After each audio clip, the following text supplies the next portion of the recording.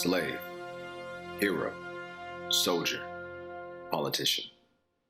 These four words barely scrape the surface of Robert Smalls. Robert Smalls' life is ripe for the silver screen.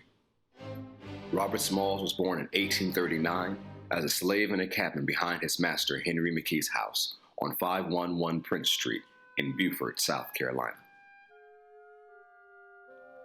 Smalls' master sent him to Charleston at the age of 12 to be hired out as a laborer, with the money paid to his master.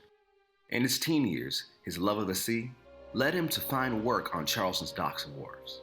Smalls was a dock worker, a rigger, a sailmaker, and eventually worked his way up to become a wheelman, more or less a pilot, though slaves were not honored by that title. As a result, he was very knowledgeable about Charleston Harbor. In April 1861, the American Civil War began with the Battle of Fort Sumter in nearby Charleston Harbor. In the fall of 1861, Smalls was assigned to steer the CSS Planter, a lightly armed Confederate military transport under the command of Charleston's district commander, Brigadier General Roswell S. Ripley. Smalls gained the confidence of the Planter's crew and owners. On the evening of May 12th, Planter was docked as usual at the wharf below General Ripley's headquarters. Her 3 white officers disembarked to spend the night ashore, leaving Smalls and the crew on board, as was their custom. About 3 a.m., May 13th, Smalls and 7 of the 8 slave crewmen made their previously planned escape to the Union blockade ships. Smalls put on the captain's uniform and wore a straw hat similar to the captain's.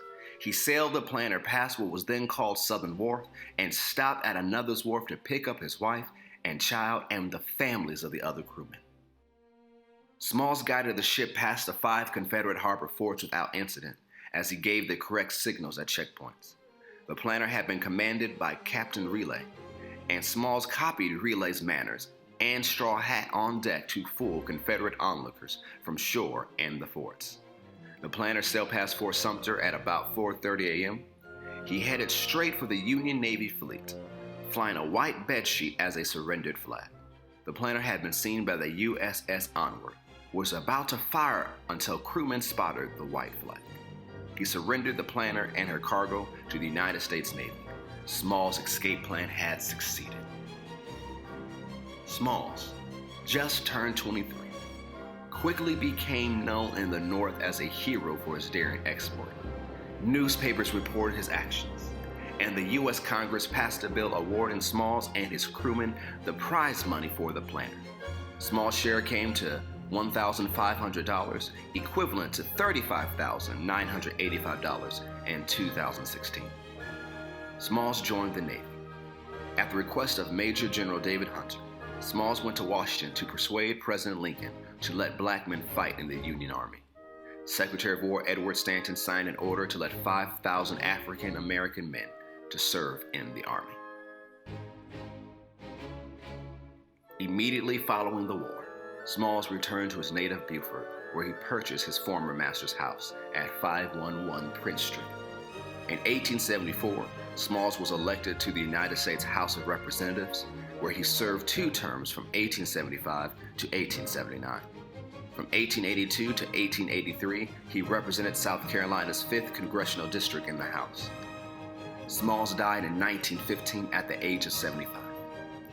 The monument to Smalls in this churchyard is inscribed with a statement he made to the South Carolina legislature in 1895.